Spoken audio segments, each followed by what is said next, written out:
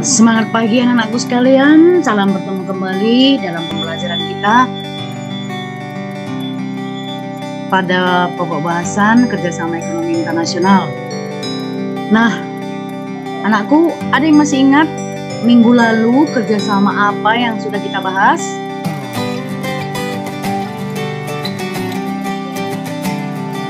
Ada yang masih ingat? Nah, gitu selalu. Kalau sudah lewat, lewatlah ya. Minggu lalu kita sudah masuk pada OPEC, Organization Petroleum of Countries, of Exporting Countries, organisasi penghasil minyak yang tujuannya adalah untuk menyeragamkan harga minyak di dunia, serta untuk memenuhi kebutuhan minyak dunia buat negara-negara yang bukan penghasil minyak. Nah, saat ini kita masuk pada yang ke-11 adalah ADB, Asian Development Bank. Bahasa Bataknya Bank Pembangunan Asia. Bank Pembangunan Asia ini didirikan pada 1966 atas rekomendasi EKP dengan tujuan mendorong pertumbuhan dan kerjasama ekonomi di negara yang sedang berkembang di Asia dan Timur Jauh. Namanya Bank Pembangunan Asia.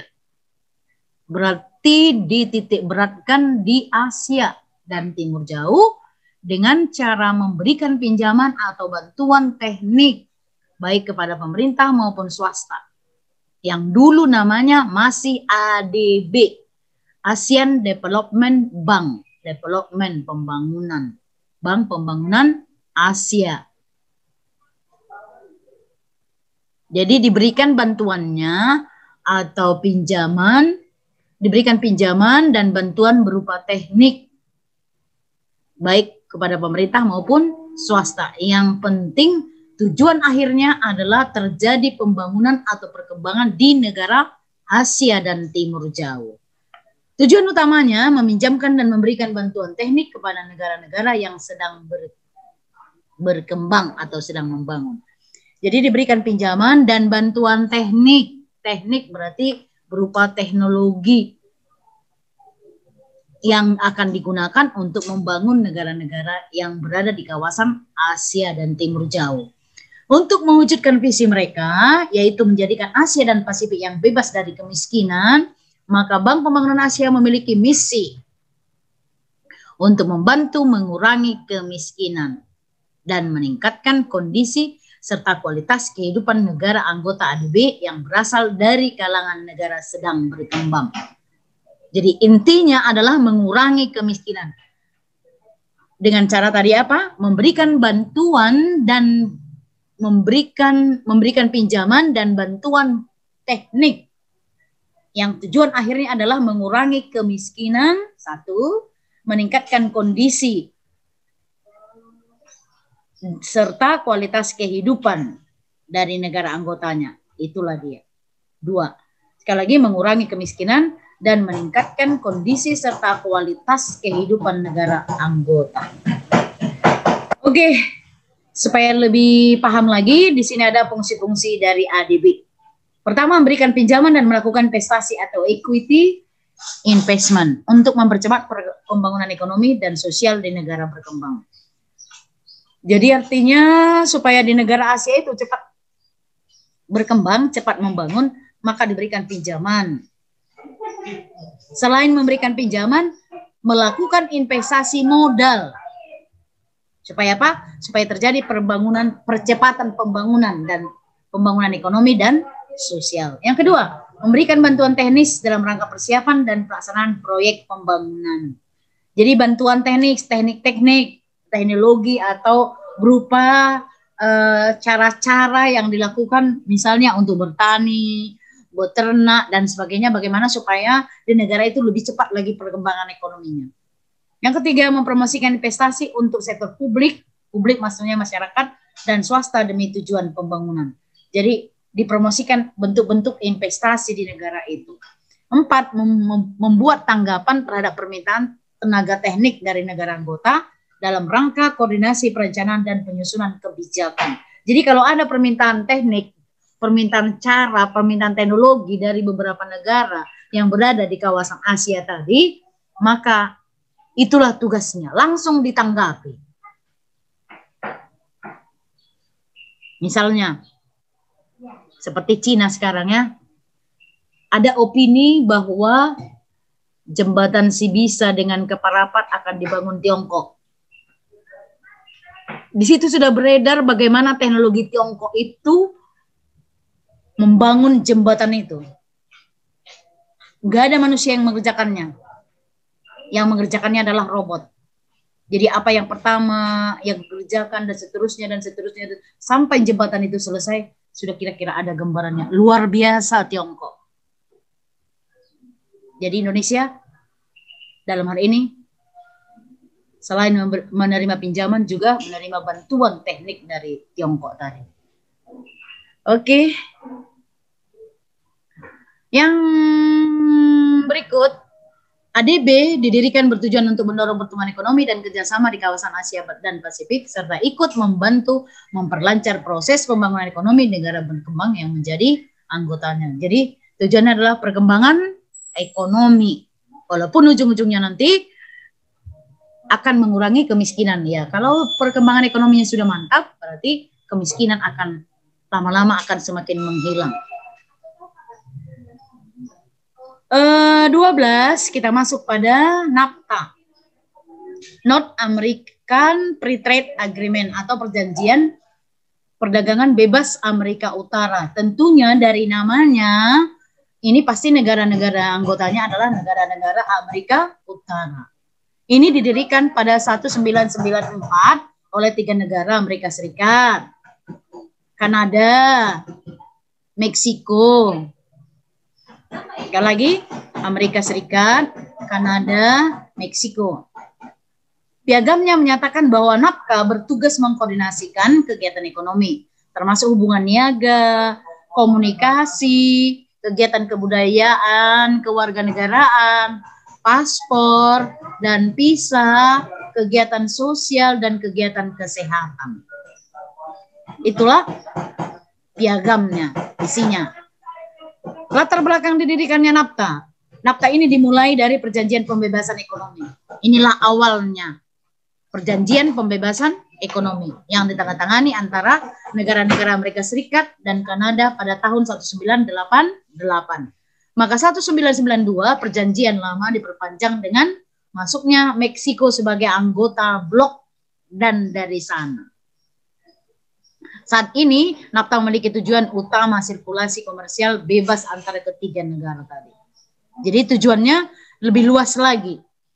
NAFTA ditandatangani Oktober 1992 oleh Presiden Meksiko Carlos Salinas de Gortari, Presiden Amerika Serikat George Bush, dan Perdana Menteri Kanada Brian Mulroney.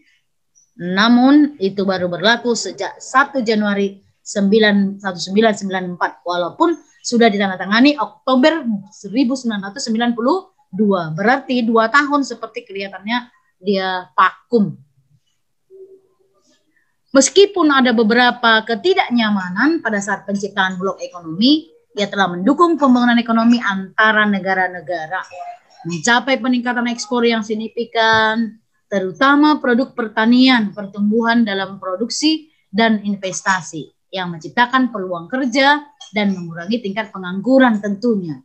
Kalau terbuka peluang kerja yang luas, berarti itu mengurangi tingkat pengangguran. Jadi yang dicapai adalah mencapai peningkatan ekspor yang cukup signifikan, khususnya produk pertanian dan pertumbuhan produksi, serta investasi. Kemudian menciptakan peluang kerja yang akhirnya akan mengurangi tingkat pengangguran. Itulah latar belakang berdirinya NAFTA tadi.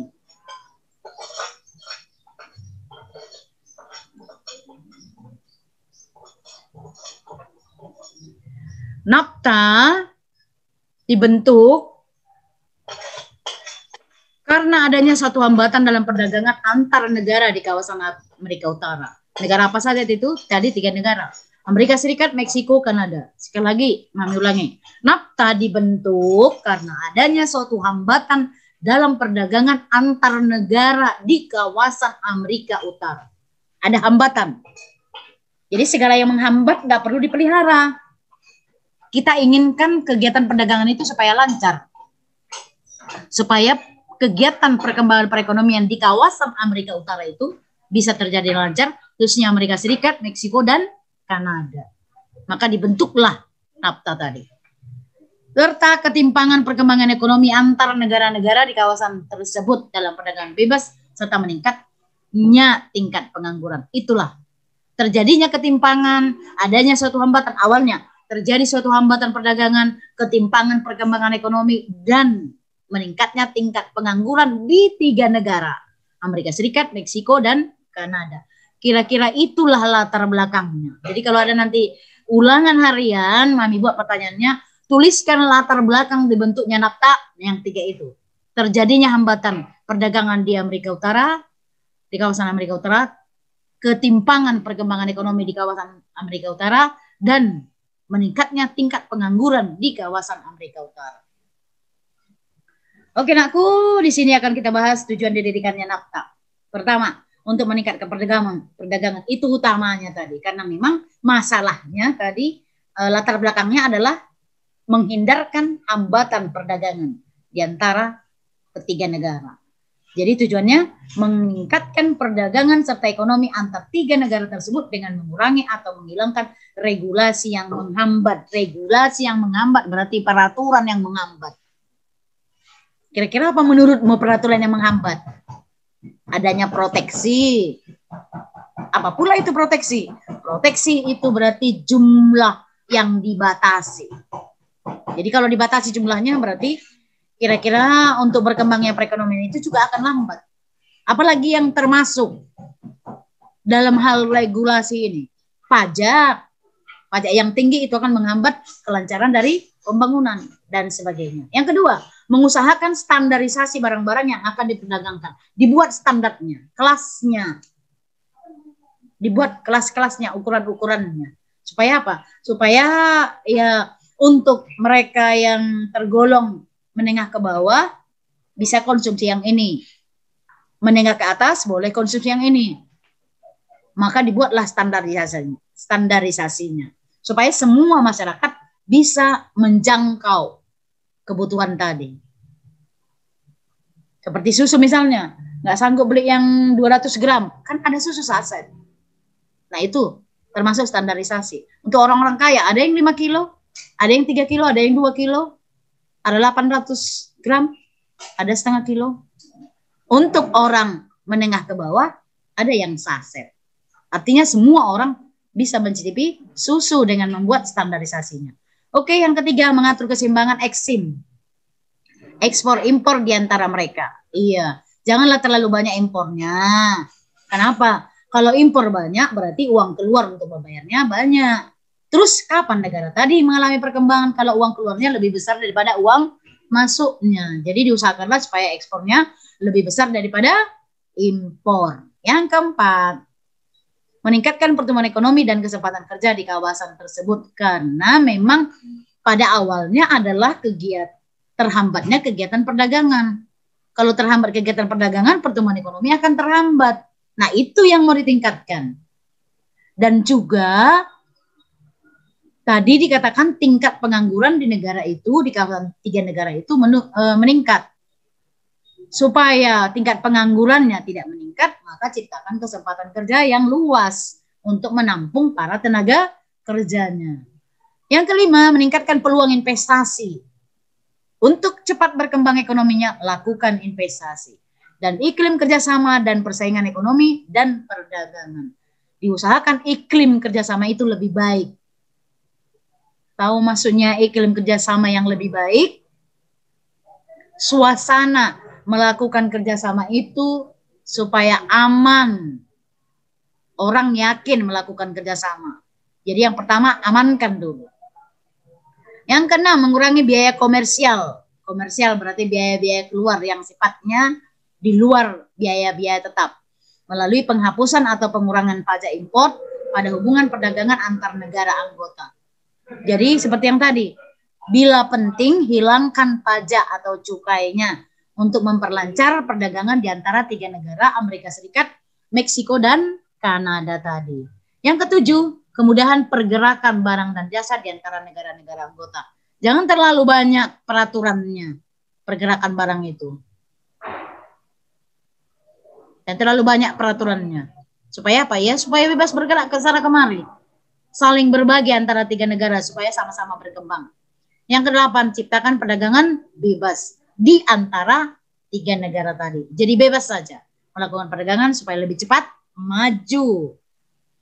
Nah, apa sih itu? Apa itu fungsi NAFTA? Yang pertama, sebenarnya yang tadi sudah dibolak-balik. NAFTA memberikan status negara yang paling disukai semua penandatanganan, artinya negara-negara harus memberikan perlakuan yang sama bagi semua pihak. Itu. Jadi supaya semua negara yang berada di kawasan NAFTA tadi punya hak yang sama. Yang kedua, NAFTA menghapus tarif impor dan ekspor antar ketiga negara. Hapuskan tarif atau bea atau cukai. Jadi bebas melakukan impor dan ekspor. Yang ketiga, eksportir harus mendapatkan Certificate of Origin. Sertifikasi yang original. Untuk menghapus tarif artinya ekspor harus berasal dari Amerika Serikat, Kanada, atau Meksiko. Tidak boleh dari negara luar. Jadi dengan sertifikat of original tadi, itu berarti memberikan tanda bahwa melakukan ekspor impor hanya boleh antar 3 negara. Amerika Serikat, Kanada, dan Meksiko. Yang keempat, NAFTA menetapkan prosedur untuk penyelesaian perselisihan perdagangan. Jika ada masih permasalahan perdagangan, maka di NAFTA diselesaikan. 5. Semua NAFTA harus menghormati hak paten, merek dagang, dan hak cipta di antara 3 negara.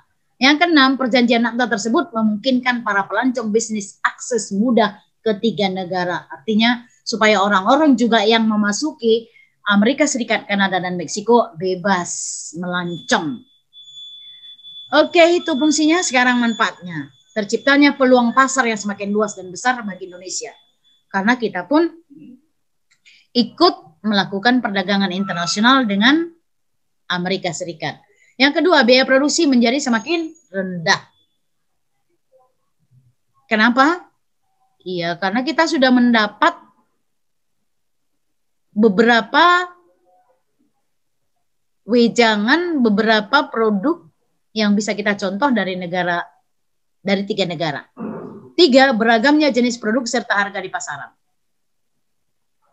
Karena 3 negara udah masing-masing melancarkan kegiatan perekonomiannya. Jadi jenis produknya sudah dipastikan pasti lebih banyak karena berlomba-lomba bagaimana supaya cepat berkembang. Yang kelima, melindungi konsumen dengan mengutamakan aspek keselamatan, kesehatan, dan keserasian lingkungan hidup. Jadi walaupun tujuan akhirnya adalah menghilangkan kemiskinan, tapi tetap aspek keselamatan, kesehatan, dan keserasian lingkungan hidup tetap dipegang teguh. Oke, sekarang anakku dampak positif. Apa dampak positif dari NAFTA itu? Yang pertama, memperbesar jangkau pasaran ekspor Indonesia di negara-negara anggota NAFTA. Jadi pengaruhnya ke kita bahwa kita akan menerima pesanan ekspor barang-barang yang lebih banyak dari NAFTA. Yang kedua, lebih mudah mendapatkan barang-barang yang belum bias diproduksi negara sendiri oleh Indonesia. Artinya dari 3 negara itu bisa kita datangkan barang yang belum bisa kita buat. Atau katakanlah yang belum bisa kita buat dalam jumlah yang cukup. Yang ketiga, lebih mudah masuknya para investor dari negara anggota NAFTA. Jadi negara anggota NAFTA tadi, Amerika Serikat, Kanada, dan Meksiko itu lebih cepat memasukkan investasinya ke Indonesia kalau kita melakukan kerjasama dengan mereka. Itu dampak positifnya. Sekarang dampak negatifnya. 1, dampak awal pada ASEAN sendiri. Itu sebagai suatu wilayah ekonomi di dunia yang tidak terlalu besar. Namun, karena produk pertanian Indonesia memainkan peran yang besar, serta secara domestik maupun regional, atau yang di kawasan ASEAN, maka dampak yang diterima Indonesia pun paling besar di antara negara-negara ASEAN lainnya. Jadi tetap ada dampaknya. Yang kedua, efek negatif terhadap ekspor komoditas pertanian juga lebih besar dibandingkan negara ASEAN lainnya. Di antaranya ekspor beras Indonesia turun 70%. Dibandingkan Malaysia misalnya hanya mengalami penurunan sekitar 2,8%. Itulah dampak negatifnya. Oke, aku fakta tentang NAFTA. Fakta tentang NAFTA. Tahu fakta? Kenyataan. 1. NAFTA merupakan suatu perjanjian perdagangan bebas terbesar di dunia. Jadi boleh dikatakan NAFTA ini sebagai contoh perjanjian perdagangan bebas yang paling besar. 2. NAFTA ditandatangani oleh Presiden Clinton dan diimplementasikan pada tahun 1994 walaupun 1992 sudah ditandatangani. NAFTA diciptakan untuk Amerika Serikat, Kanada, dan Meksiko sebagai jawaban atas kompetisi perdagangan yang diajukan oleh Cina dan Uni Eropa. Pada tahun 2018 NAFTA dinegosiasi ulang. Itu muncul dengan nama baru USMCA. Pada Februari 2010 NAFTA masih berlaku dan menunggu ratifikasi USMCA oleh Kanada. Mau diganti namanya dengan USMCA. Nah, 5. Sinonim dari NAFTA adalah bahan bakar dan bensin. Sinonim dari NAFTA adalah bahan bakar dan bensin. Itulah sebabnya kata NAFTA dapat berujuk pada turunan minyak bumi.